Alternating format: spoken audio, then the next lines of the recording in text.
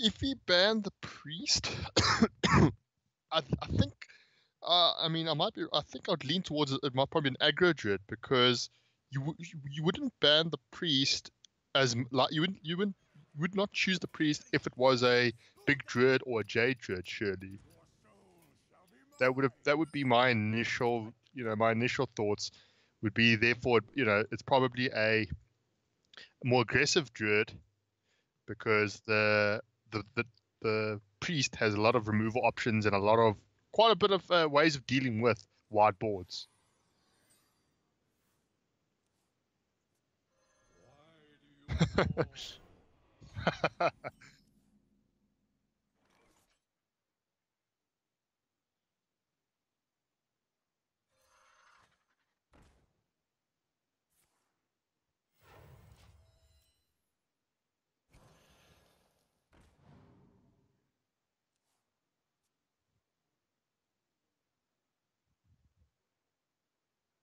Oh, my apologies. I was still muted for some reason. But yeah, anyway, the the Prince Keleseth coming down on 2 here is pretty strong. Yeah, we just see, like we say, this is a classical, one of the more classical aggro mirrors where this is all about board control. It's about all who can take and keep board control. And, I think Django, yeah, he's deciding whether he wants to, preemptively poke the Fire Elemental for 1 damage to allow it to trade. We see that SteveFrench actually has a relatively clean turn next turn. I mean, in the form of Flame Elemental, Mark the Lotus, allows him to actually do a full clear of the board quite cleanly. Yeah, especially if Django doesn't preemptively bump here. If he does bump, then the trades become slightly more awkward, although he can still take some trades. Now, of course, he doesn't actually have to use the. Well, actually, I mean, he's actually still gonna have just the same kind of board surviving. Now he might opt not to do it at all though. Might opt just to go for the Druid of the Swarm instead. And now, do you want to?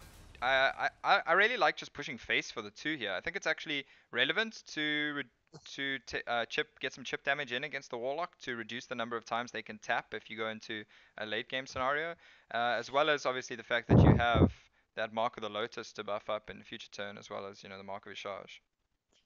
Yeah, it's a tough one, yeah, because it's a case of how do you get you've always got to ask yourself how do you get punished for leaving it, and there's not many ways.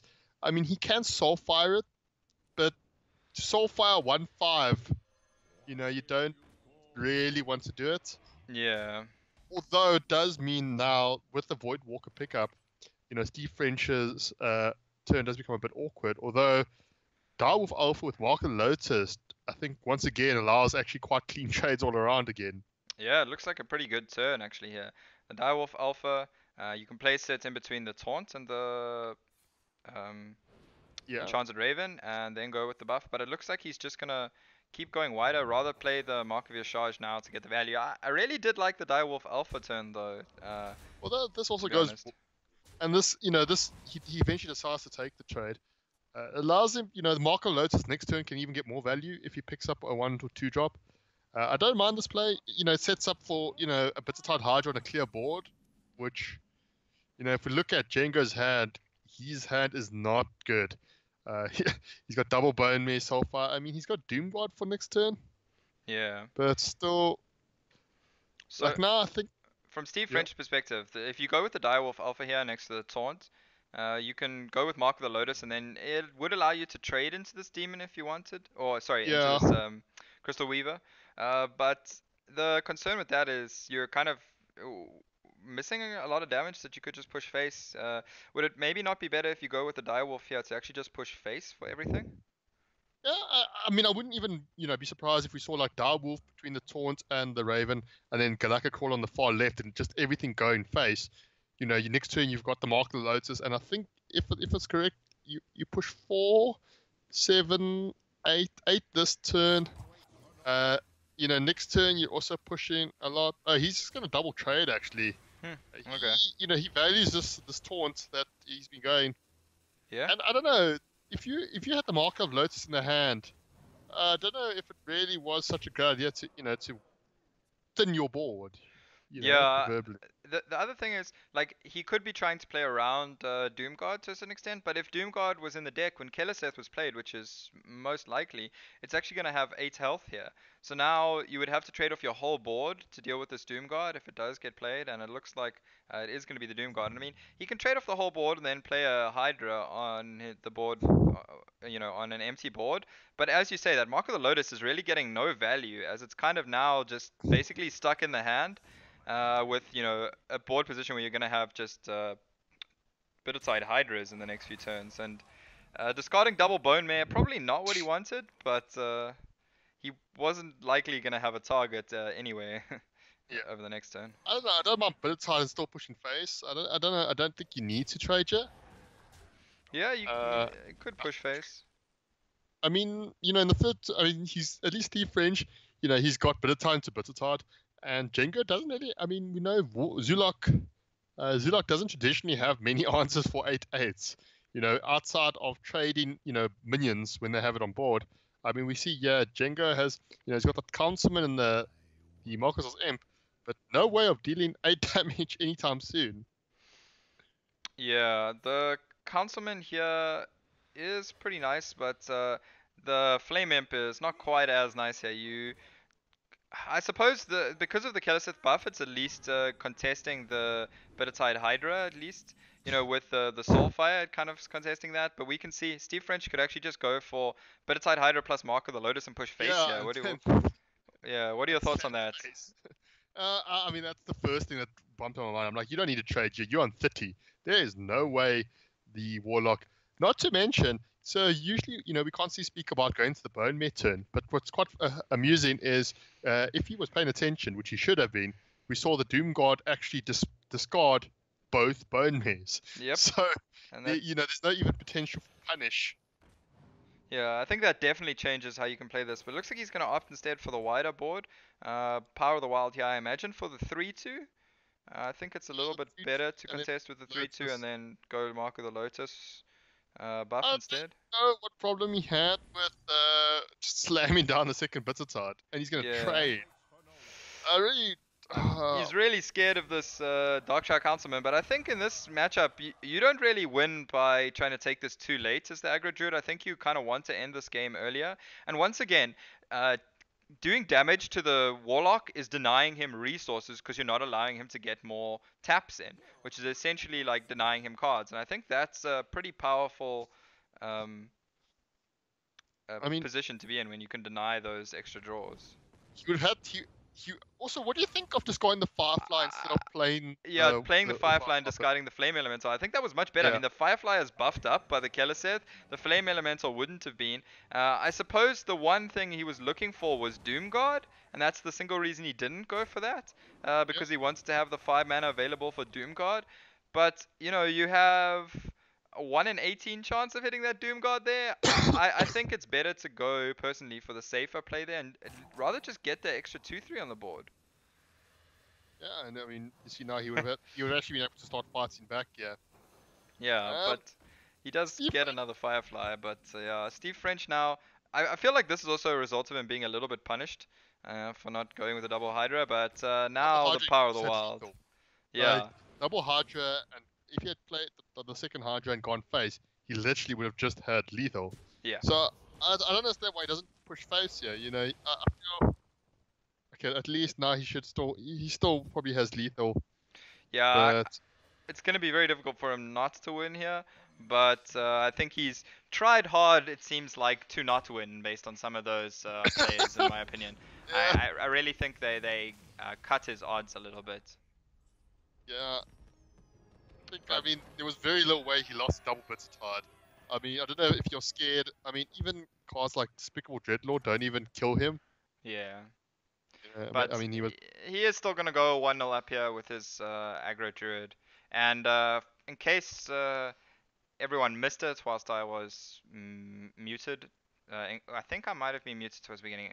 Anyway, the situation is such that for Charzal, SteveFrench, and Blanky, they need to get very specific results to make the top 4. Charzal needs to make top 4, or sorry, to make the top 4 in points. He needs to make Chazal needs to make top 4 today. SteveFrench needs to make top 3, and Blanky needs to make top 2, so they can all overtake Super Lubo. Otherwise, if any one of them fail on that, Super Lubo will be making the top 4. So, jumping back into this game now, we've got SteveFrench on his Burn Mage. Let's go with that for now until we figure out some more details. And Django once again on that Zoo, and this is a matchup we spoke about before.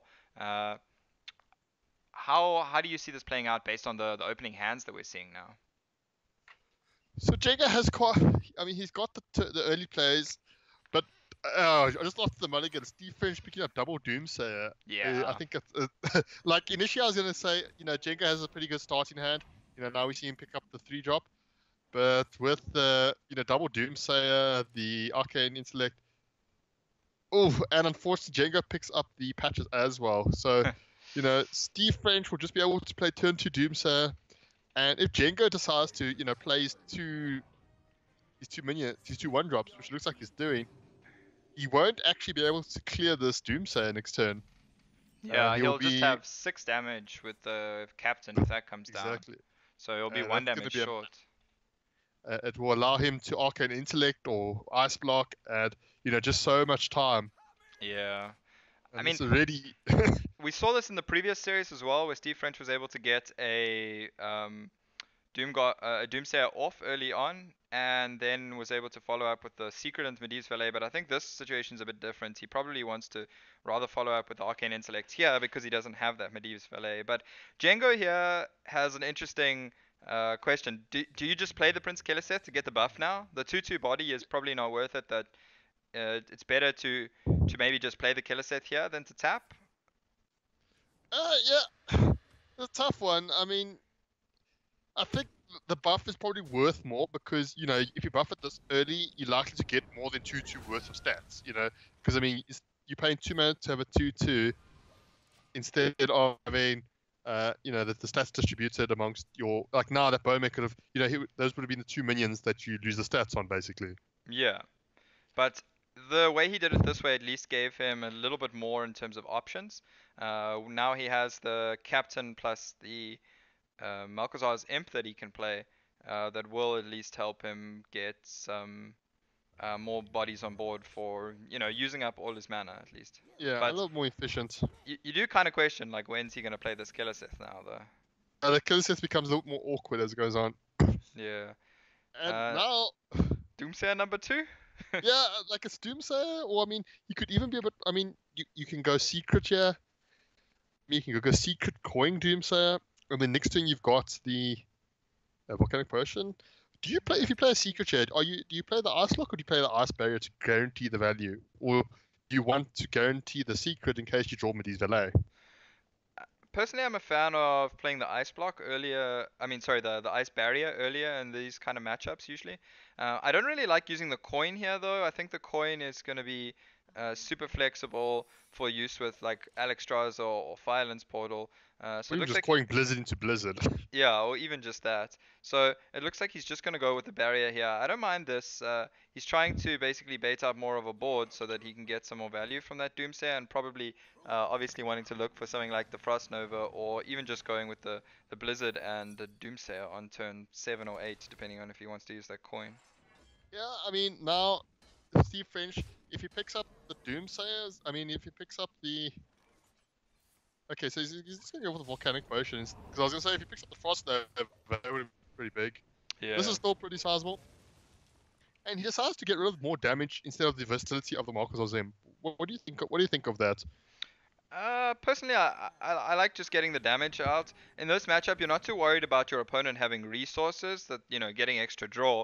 You're more worried about just the damage they can do to you over the few turns. So I think it makes complete sense there to rather get rid of the higher damage minion. And then we see Frost. Wow, so SteveFrench has 2 Blizzards, a Frost Nova, and a Doomsayer. I mean, you can Blizzard Jet to bait him into the board, and then you can Frost Nova Doomsayer. Yeah. You know. And you think that's enough to bait out the Bone Mare? I think with the Blood Reaver Gul'dan in hand, he might just go with the Bone Mare here on the Darkshire Councilman to try and save it from the ping. Yeah, I think you do. You think, oh, you're fine now. And I mean, no, I think Frost Nova Doomsayer, Yep, looks Looks pretty like good. the And then where do you put the ping? Yeah, that's kind of the question. I mean, you could also just coin out the ice block. Might be a better use of the mana here. But obviously, coining out the ice block means next turn you can't coin out Alexstrasza, which is a really powerful play next turn. You know, coining an aggressive Alexstrasza next turn would be really powerful. cleaning up the Alexstrasza. Why not just play Medivh and then Alexstrasza and you threatening like lethal? Well, the Medivh, I mean, sure, but I think the aggressive Alexstrasza is, I think oh, it just I sets up think, yeah, set up lethal. it sets up lethal quicker, does it not? Uh, Oh yeah, because you would have had well, I think it 5, sets up, one. yeah, it sets up Frostbolt as a lethal draw at least. Oh yeah, Um, it might have, and also you could draw like Fireball because Balance Portal with Alexstrasza is what 13 yeah, plus your hero power is 14. So yeah. if that's if he doesn't live tap.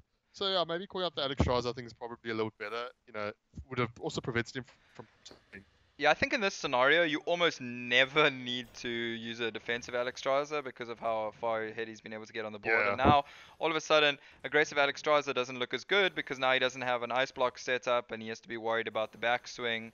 Uh, but I now mean, Blizzard just yeah, solves that. Blizzard is pretty crazy here.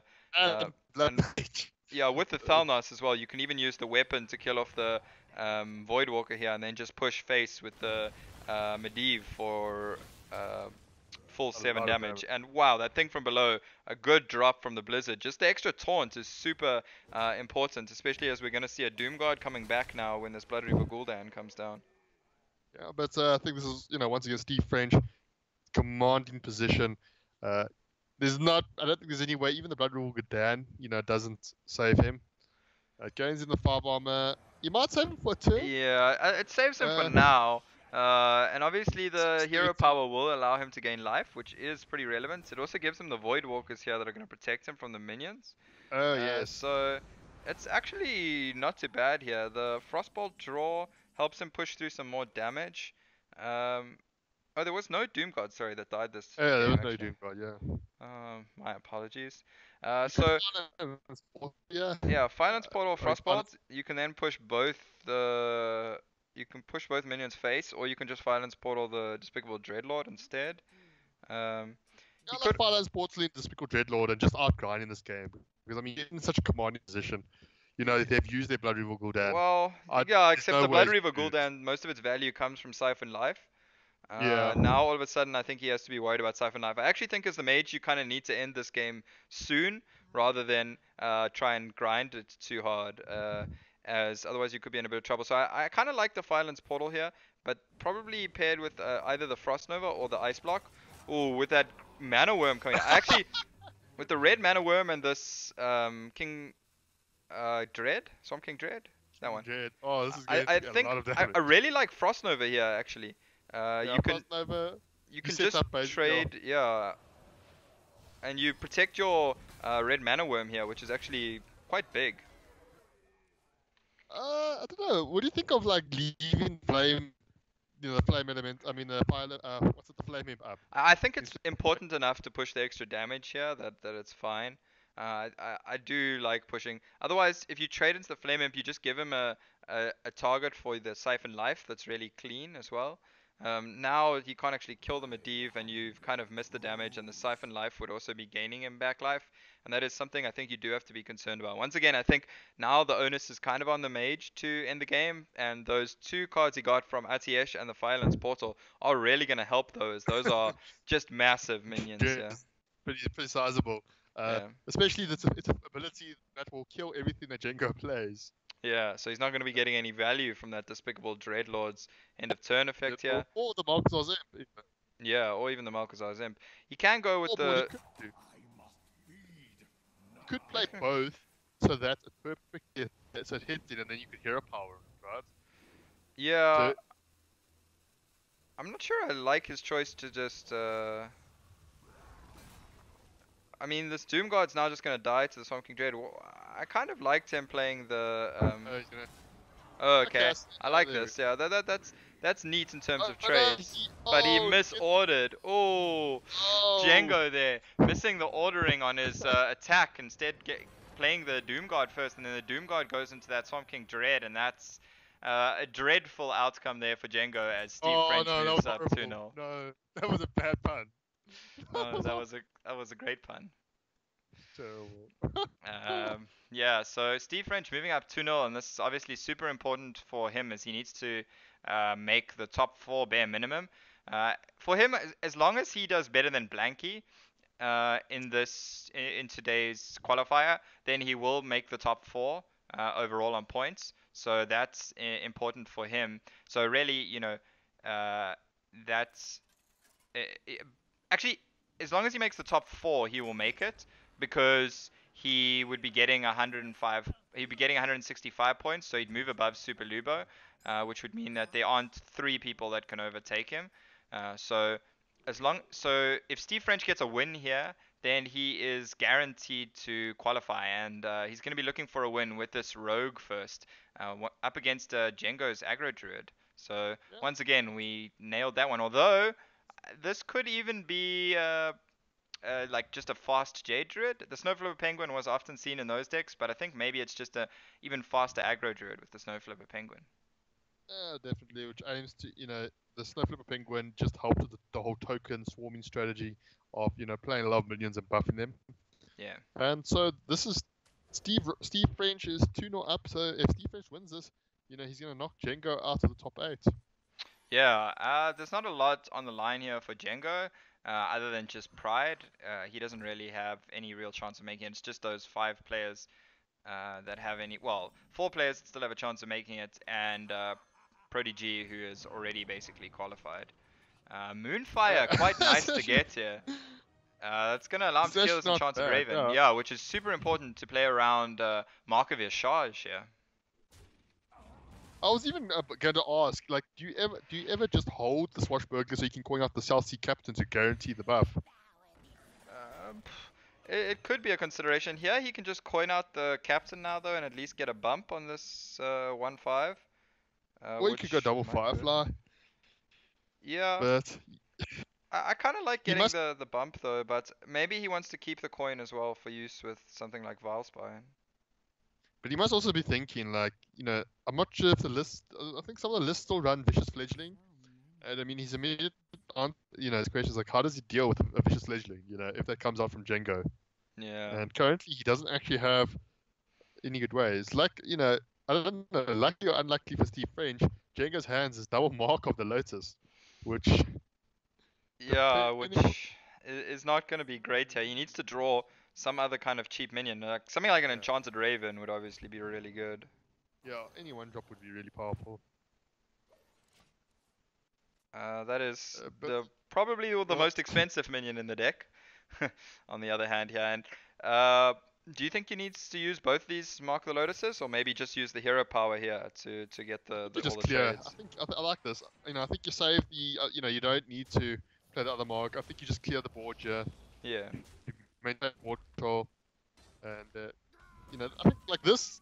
I think this Bitterside Hydra you're hoping doesn't run into a Cobalt Scalebane. Yeah, or a Vilespine. I mean, not a Cobalt Scalebane, a Vilespine. Yeah. Yeah. I mean, and we see Django top crawler, which is quite massive, I think. Yeah. Yeah, that's the biggest value one he can hope to get, pretty much, I think. Most of the Tempo Rogues these days are only running up to South Sea Captains, partly because of the popularity of Galactic Crawler, and when it hits cards like Naga Corsair, that's when it really hurts really bad. What do you think of the extra Mark of the Lotus buff here? Just to make your board stronger going into your Bittertide Hydra turn next turn, or do you think it's worth keeping this mark? I don't know. I don't mind the mark here. You put because I mean between hero powering, you push an extra 2 damage in this turn, then it'll be an extra. No wait, actually, 3. Yeah, I really like the mark here because it also encourages your opponent to coin out Vilespine if they have it, which is exactly what you want, so that you can play your Bitterside Hydra on an empty board, and that's pretty much exactly what. Go for it. Yeah, that's exactly what Steve French is going to be baited into here. It looks like. He could coin out the Scalebane, but. I mean, he doesn't feel in a good position, so he does feel like he has to do this, though. Yeah. I think this is completely reasonable from Steve French here to coin out the Vilespine. The thing is, next turn, even if the Bitterside Hydra comes down, if he uses the coin here, then he doesn't have a way to activate the combo. So he kind of has to do this here. And if he just leaves the Galaka Crawler, then he's gonna just be taking damage, quite a lot of damage over the next few turns anyway. And then that's kind of would have been made up for. Uh, he has to take the risk that his opponent doesn't actually have the Bitter Tide here. But we can see Jenga Yeah. obviously does. You have to hope, and I mean, yeah, I think you just slam the Bitter Tide and you go face, yeah. You Yeah. push 6 damage, puts him down to your opponent down to 18. You all of a sudden you've got lethal top decks. Savage Draw is lethal. Yeah. You've just seen a Valspine, so the only way you kind of like you lose, I don't know, you wouldn't even say lose this kind of gets swung away is like backstab, viciously. I mean, Well, Valspine. or Shadow Step. Shadow Step might be the one thing he's Shadow concerned Step, about, yeah. and that might be Is that the why he's reason he's double taking the trades. Yeah. And now. I like the Scale Bane, yeah. You're basically saying to your opponent they need to deal with the Scale Bane, because you can't really leave it on the board too long, and that's going to at least bait in the Soak up damage 8 here from the damage. Hydra, which is pretty relevant, and it also means that next turn, if he's able to find Captain, he can clear off the Hydra and the taunts here neatly with these No, you deckhands. can't do hero power first. Yeah, that's... Oh, right, so that's 7 mana, not 6. No, Yeah, unfortunately not. So he would have been able to clear the taunt, but not the Hydra. Yeah. He would have needed, yeah, there's actually nothing he could have gotten that would have done it. The only thing now is another Valspine would have allowed him to kill the Bitter Yeah, true. But, It's really what do you awkward even here. I mean, he can go with the single deckhand and the weapon to at least clear off the 3/3 because he has kill the to. Enchanted Raven. Yeah, he can use the second deckhand to kill the Enchanted Raven. I don't know if that's quite enough.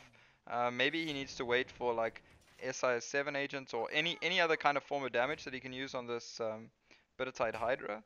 Unfortunately, like he's bricked a bit with the double bone mare draws, and the Leroy's Yeah, not unfortunately the cards you want to see against an aggro token Druid. yeah. He's debating, like the whole problem now is if you play South Sea Deckhand and you kill the Hydra, I mean, how do you win? Is the question. Like, even if you draw another Valspine, you don't have the combo anymore. So Yeah, that's it sort does of, become quite difficult to win from this situation. I mean, now he's even 13 on board, 14 with the patches, and SteveFrench is going to go down to 3. Yeah. Yeah, and I mean, there's no real like even Tar Creeper. That's not going to keep him in the game. Swashbuckling into Valspine wouldn't be enough. I mean, the deckhand and SI7 agent's enough to clear off the Bitter Tide now, but that's not going to be enough to keep him alive. So SteveFrench is just going to go ahead and concede here, as Jengo's able to claw one back in the series. Yeah. So there, I think it was just a case of, Django had quite a strong start, and he kept, drew into threats like the Bittertide Hydra, whereas, SteveFrench stumbled a bit in the middle turns there. He didn't have a really good place. He was under a lot of pressure. And eventually, just late game, those those Bone Mares didn't have anything to buff. Yeah, they had no real target, and that Bittertide Hydra did just do a lot of work there for Django, as we can see them popping back into this fourth game here with SteveFrench on his Rogue and Django on that Warlock again. SteveFrench, of course, only has this Rogue left that he needs to get a win with. And this is looking like a pretty decent start again for him. His biggest concern with keeping the Swashbuckler would be something like Galaka Crawler. Sometimes as the Tempo Rogue, you might even want to mulligan away the Swashbuckler, especially if he does have decent curve like this Firefly into Tar Creeper. But instead, he's actually going to mulligan away the Firefly, which is a bit of a surprise. I would have liked to see him keep the Firefly and the Tar Creeper here. I mean, this is Zeus. Tar Creeper fights so well. I thought his hand. I would have like you say. I would have actually considered mulliganing the Swashbuckler because you have 1-drops and you're scared of Galaka.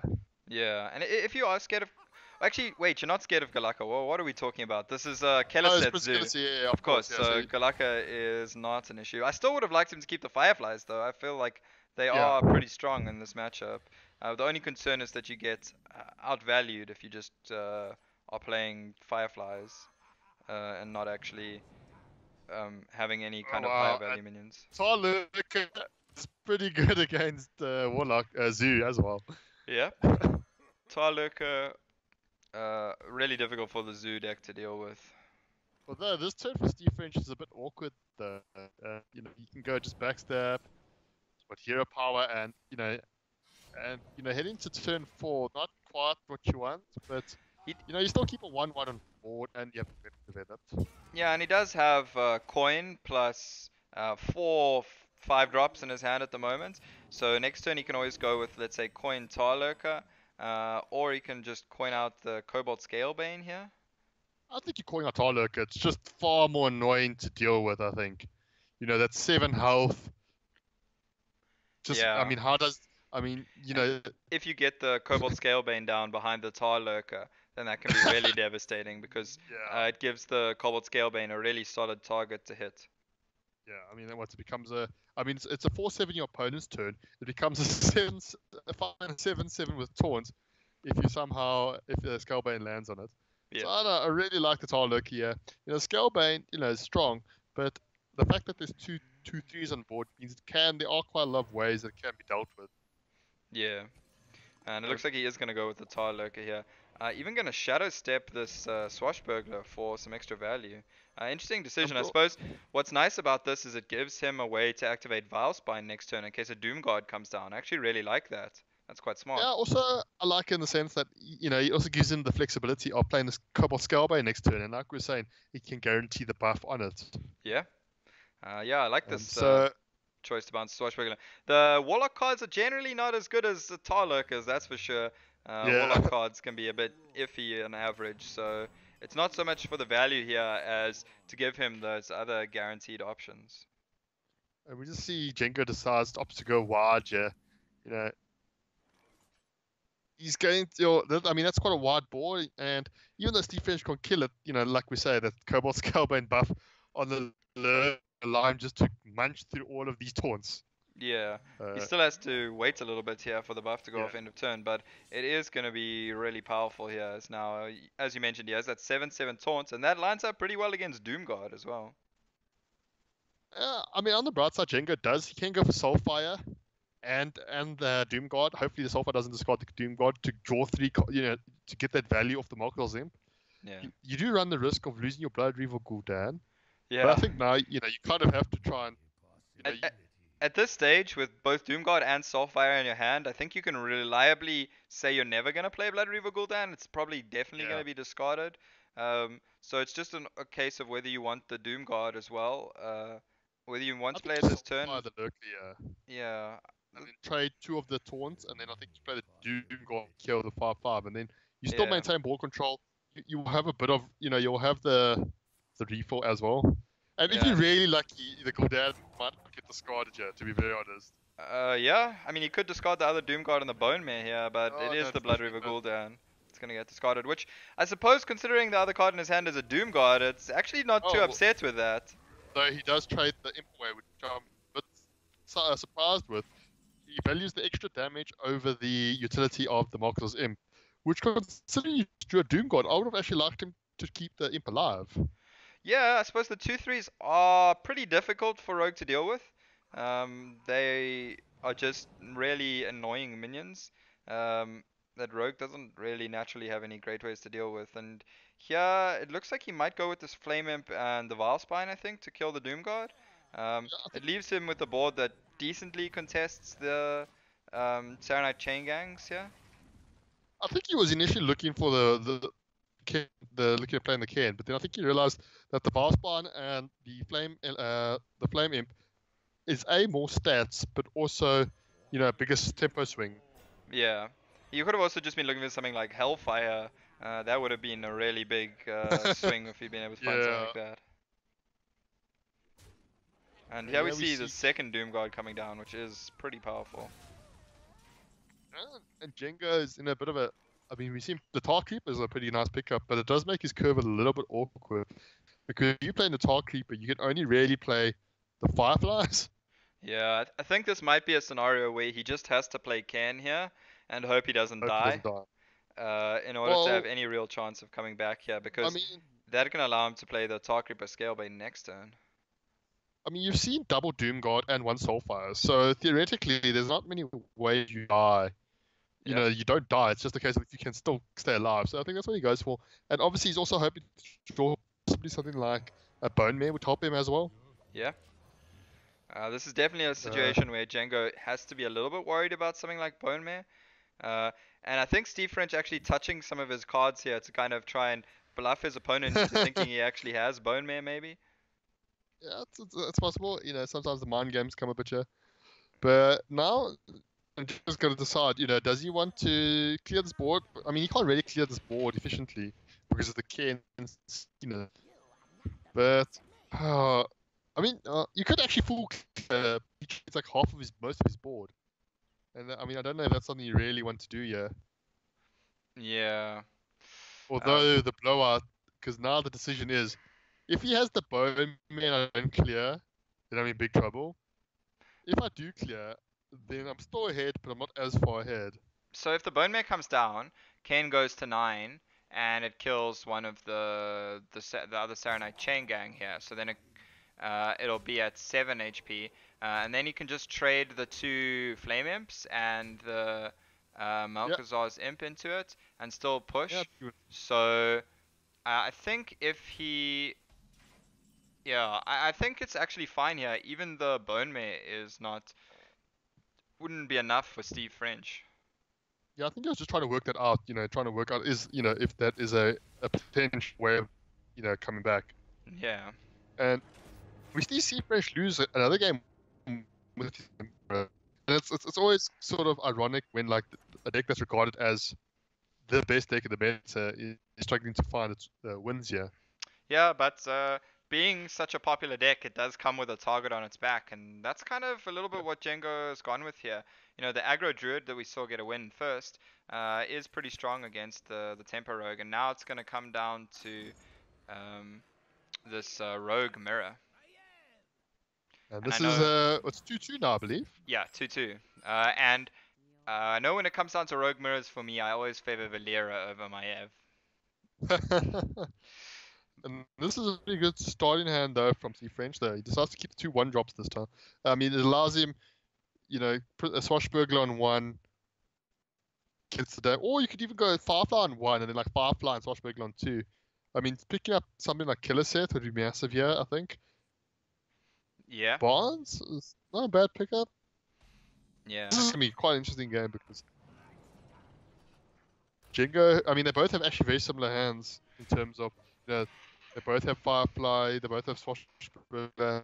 Yeah, SteveFrench does have some more high roll potential, certainly with Bonds into something like Lich King, which I believe is in his deck as well. Or Ken, of course. Ken and Lich King are like the 2 big high rolls. Even Skull is bad because it can buff a minion on board. Yeah. And that can be pretty powerful. Some news we have is that Blanky did win his round of 16 game, so he's also through to round of 8. And if he wins his round of 8 game, he will actually be playing the winner of this game. And at the moment, I think he is 2-0 up. So SteveFrench really needs to get the win here. If he doesn't do better than Blanky, then he could fall out of the top 4 on points. And even if he makes the top 4 and loses to Blanky in the semi-final, he would then need to at least get 3rd to move ahead of Super Lubo. So that's quite a tricky scenario here for SteveFrench. He does still need to get this win, or he could just fall short, which would be agonizing for him. Yeah, and another side of the bracket, Charles Zul lost to Logan in their quarterfinal, and Hubi beat BGN Spasov. So the other semi-final is Logan versus Hubi, and then the semi-final will be the winner between this match and Blanky or BG Eternity. Yeah. So the Charzal loss means that he will be be walking away with 25 points, so he goes up to a total of 155 points. So what that means is that Super Lupo is guaranteed to go through now because of that result. So Charzul now is just going to be depending on SteveFrench and Blanky, and if SteveFrench manages to win this game, he will still be a little bit short of Charzul if he finishes 4th, whereas Blanky needs to finish at least 3rd in order to move ahead of Charzul. So now it's Charzul that's going to be watching these games very closely. And returning back to this game, SteveFrench has a pretty decent board state here, but no chance of that high roll Ken from the Barnes, as he has actually managed to draw the Ken And here. if you see, Jenko just picked up the Edwin, so he actually has the option of, playing Swashbuckler, Backstab, and then coining out and even Well, he possibly can even like Shadow Step. Shadow Step. Yeah, Yeah, so Shadow Step the Swashbuckler. And you've got massive knowing potential here. knowing your opponent doesn't have the coin means that there's no concern about Vilespine on the Edwin here. So I think this could be a really massive turn here for Django. That Edwin's going to be absolutely huge, and then he has some decent-ish follow-up as well. Like, I really like Shadow Stepping the Swashbuckler here. Yeah, I for think the you extra get value. And yeah, you get a backstab. you get an extra 4/4 worth of stats on the Edwin, which can help you end this game a lot quicker. But it looks like he's gonna go with just the 8/8 Edwin here. Just an 8/8. Just an 8/8, but it could have been a 12/12, which would have put almost a 2-turn clock on. I suppose it basically makes a 12/12. I think you get two, most 3 turns if you can avoid any other damage from it. Whereas at an 8/8, it's probably going to take 4 turns. So I suppose the difference in the number of turns it takes is actually not that much, considering if you couldn't find any damage from other sources, that it would take 4 turns with the 12/12 Edwin anyway. Yeah, and especially, I mean, 3. he knows that SteveFrench is running cards like Tar Creeper. Yeah. So, I mean, he's probably just going to try and store the board. I mean, Django's still got, he's got the South Sea Captain, he's got the, but now that extra 4 damage might have been, not to mention the extra card as a result of the Swashbuckler. Yeah, it's the extra 4 damage as well as the extra 4 health on this Edwin that has just a better chance of keeping it alive. So I personally still would have liked to seen him go for that. But now he does have the option of Shadow Stepping this Defias Ringleader after playing it to get some extra 2/1s on board. I'm not sure that's good enough for him here, but if he wants to use the dagger and still get the Defias Ringleader synergy, he's gonna have to do that. But even then, he'd only really get the 1 extra 2/1 because he wouldn't be able to activate the combo the first time for it. So maybe he just goes with the Flame Elemental here on the dagger. And do you want to see him trade here or push face? I would have liked to push face because the only way your Van Cleef dies is to backstab Vilespine, right? Yeah, or something like a combo activate. Well, South Sea Deckhand Cold Blood. But he wouldn't need a Cold Blood plus another damage source, or an activator for Cold Blood plus the dagger, and yeah, he's actually just finding the Cold Blood itself. So this means that this little puny Flame Elemental is going to be able to kill that big bad Edwin Van Cleef, and he just played the Defias Ringleader for the 2/2 as well. Yeah, and now the question I think he's also going to ask himself is SteveFrench is whether, does he even consider just playing the Master of Disguise for more stats instead of the Tar Creeper? Or do you play like the South Sea Deckhand and Cold Blood to full clear the board? I actually like the Tar Creeper a little bit more. I'm not sure I necessarily like the Deckhand, but if you want to line up to play Ken next turn, then the Deckhand to preemptively clear the board can be pretty important, because obviously, once again, you just want to make sure the board's clear going into the more important turns later, and ultimately, the only thing clearing the board now would be great against would be the Cobalt Scalebane. So that could be enough a reason for him to clear the board. Otherwise, this Defias Ringleader could be buffed up. So he decides there just to go for the 4/4, slightly bigger body on board. Potentially, I mean, It challenges the Cobalt Do you Scalebane because you can do you bump like it in this face. Shadow Step Valspine here? I It's mean, quite a big tempo swing. I actually like it quite a lot yeah. because, especially, next turn you've got double 3 drop into, there's a very good chance that something's going to survive for each bone merit, which, these are all quite sticky minions. Yeah, I mean, it now, does make a lot of sense. Like, it's just important to get ahead on the board as much as possible here, and this is kind of getting ahead whilst being a bit wider, which is quite difficult for the Tempo Rogue to deal with. although Valspine this being the obvious game I single think is target going to be answer. quite difficult for Jenga to deal with. There's no real way of killing it. Just gonna have to load the board with like 3 drops to go face, and then hope they don't have the bone mare, and hope your bone mare then can land. Yeah, that does seem what this is going to come down to. Django here could kill the first half of this can with the Oh, backstab, dagger, and the good. 2-2. But yeah, it doesn't feel particularly good. But playing the Tar Creeper and the Captain does feel pretty nice though. It's not. It's making your board wide enough that you can reasonably expect Bone Mare to go off next turn. And I think then when you're Bone Maring second in that kind of scenario, it can actually be pretty advantageous for you. But it looks like he's just going to go face with everything here. And the problem with this is if your opponent does hit Oh, Bone Mare, which we can see SteveFrench has drawn now, the Bone Mare's oh, gonna then involve the minion trading, and the backstab is only gonna be active then for like use on the second on the Bane rather than the buffed Ken. up can. The Ken, if I mean his bone mare looks like the player. It goes up to 9 health, goes down 6. So he has to trade two. Oh, that was a massive draw for Steve French. Without drawing the bone mare, he was looking a difficult position there. But that bone mare all of a sudden turns his board around completely.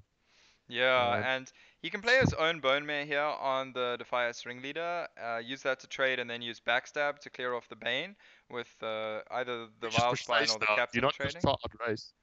Um, yeah, Is you it ever could. worth to just try outrace and hope to draw like Leroy? I think you want to use the backstab though to clear the bane. I don't think you can be too greedy. Uh, you get so heavily blown out if there's a second bone mare or any actual kind of taunts, and they just get value trades with the bane. So I think you do want to kill the bane. The I mean, other the bone alternative, mare. You'd rather kill the bone mare than the bane. true, you could kill the bone mare over the bane. Because you'd rather get 5 stats, Yeah, 5 attack yeah, than the 4 attack. yeah, yeah, yeah. Fair enough. But the point is you want to kill the extra minion, not to give them more bodies on the board. Oh, looks like he's going to use He's his gonna. weapon into this 8. And then Bone Mare Oh, to try he's and gonna get the bone value mare. here. Okay. That's definitely an interesting decision now. And SteveFrench here, he has 9 damage from hand that he could go with. Uh, He has 10. Yes, see here, he's one of he's no, he's 3 of lethal. yeah. So I mean, when he can just trade, play like Bone Mare and Tar Creeper, and then just set up for next turn, basically. I mean, Jenga went for the value trades. He took what 8? I think was it 8 to the face. Yeah. And I mean, SteveFrench here, he can just go with the Cobalt Scalebane and the Tar Creeper to try and set up for lethal next turn. You've Yeah. got a decent likelihood of sticking something to the board, and once again, you have that 9 damage from hand with the weapon and the Leroy deckhand. So, The pass part is a pretty big draw. yeah. Both these players are drawing, quite well, I think. And now, yeah, this game has gone back and forth. The Keller It's said, really been what you would expect from a Tempo Rogue matchup where neither yeah, player just finds that like insane early Keleseth or um, I think Django could have made the game a little bit more his with the bigger Van Cleef earlier on. yeah, That's definitely the play that he could go back to look at to see if he could have maybe done things a little bit better there. But now this game is really close, and SteveFrench is basically going to be trying to find a way to get in this extra few points of damage. So that he can finish things off with a Leroy. And if he does draw a Cold Blood, if he has a second one in his deck, that is one way he could do that. and another Shadow Step as well. Yeah, Shadow Step would also work as well, um, especially now that he's got the daggering out of the way. And now, yeah, he just needs, assuming both the Fireflies die, or both the assuming SteveFrench's board all dies here, then he just needs an extra 3 damage in order to find lethal, which is a fairly wide range of things. Although it's mostly just cold blood actually. Most of the other sources of damage, cold blood and shadow step. Sorry. Yeah, Codler and Shadow Step. I mean, or Swashbuckler for something crazy. Yeah, But how do Swashbuckler. you This. value the 3? Yeah. I think you When he have has to. I think you have to take 8, that extra 9, one off the board. 5, 9. Ooh, that's not. So This is coming down to the 6-6 wire. Edwin here. Do you ever take the 6-6 Edwin and go face here with the go face with everything? With Leroy, you mean? Yeah, with Leroy deckhand and Then Edwin. you give up 4, 5, 6, 9, 11, 12. Then you're dead to Leroy. You're dead Uh, to. Yeah, you're dead to Leroy, but you're not dead to Vals. You're not dead to Bone Mare. You're not dead to Cold Blood. The other concern is that you take your own Cold Blood out of the equation as a lethal out, because, or you actually take Cold Blood and Shadow Step out of the equation as a lethal outs because you wouldn't have anything. You wouldn't necessarily have anything on board if your opponent clears. But if your opponent full clears, you're probably in a decent position anyway. I don't mind like Salty Deck and Face and then Bank for the 4. I think still makes it difficult, Okay. for Django to decide. I think you just push everything face here. I really don't like. I mean, I think you put him down to 9. Yeah, if you trade there, then now all of a sudden it's just Cold Blood that is and Shadow Step that are outs. If he doesnn't kill this Well, Van Leroy, I Cleef, mean, which SR7 Agent would have also been an out if he had gone face. yeah, no, I'm saying if you trade, Oh yeah, if you now trade. he needs 4 damage instead of 2. Yes. So And then I imagine he's gonna go with the backstab and trade probably the 2 1-1s here. 1-2s, I mean. yeah, I think. But now the question is, if you do that, do you have lethal next turn? Because I think that's what he's looking at. Because next turn you only have 11 damage. If you push if you push the what, that's 6, 7 now. But surely You don't have lethal next turn anyway. So yeah, yeah, you I should mean, trade. you can't leave the Van Cleef, otherwise you're just gonna die before you would have lethal anyway, I think, yeah. Okay, so he hits there. So now he's debating how he wants to trade. Yeah, I think you trade the 2 1-1s or the 2-3. Does it make a difference? It makes it better if you draw your second Bone Mare to trade the 2-3, I suppose. But this is maybe more resilient to like SI7 agent kind of effects. Oh, this is literally how he gets punished. Yeah. He's now going to be 1 off lethal, and if he had gone face with the South Sea deckhand, this would have been lethal. Yeah. And now Yeah. he's gonna fall short here, but does Django actually have lethal on the backswing? He has Well, he's got 11 on 5, board. 6, 11, yeah, 11 on board. So there is nothing really for SteveFrench to do here. I mean, you can go Leroy SR7. I don't know. But it doesn't really do anything because he's giving himself an extra. He's giving his opponent an extra 2 damage anyway, so there's no real way that he can remove. So it looks like SteveFrench is going to be taking the loss here, and that's going to make things quite interesting when it comes to the overall scores here for qualification. SteveFrench, if he loses here, that means he's going to be getting 25 points. And Blanky is getting a minimum of 40 points now. So that means because Blanky actually managed to win his game to make it to the top 4, so now Blanky is going to make it through. And SteveFrench is going to fall just short. But it looks like SteveFrench did kind of find a way to survive here, I suppose, with the Leroy. Yeah. But Leroy not. Yeah, Django finding his own Leroy in the end. And this came down to literally at 1 turn. That literally that one to me was lethal. Cost him at the end of the day. Yeah, just that extra 2 damage that he could have eked would have just increased all the outs he could have had there. You know, the SI7 agents were outs instead of just the Cold Bloods and the Shadow Steps. So that was definitely something that he could have done to better maximize his odds, and it's going to really cost him. That's an absolutely huge loss because now Blanky once again moves ahead of him on points. So then we can basically confirm the top 4 players that we're going to have qualifying, and that's going to be Blanky, Charzul, Superlubo, and Purdy G. And all that really remains to be decided is what the uh, what the score is going to be.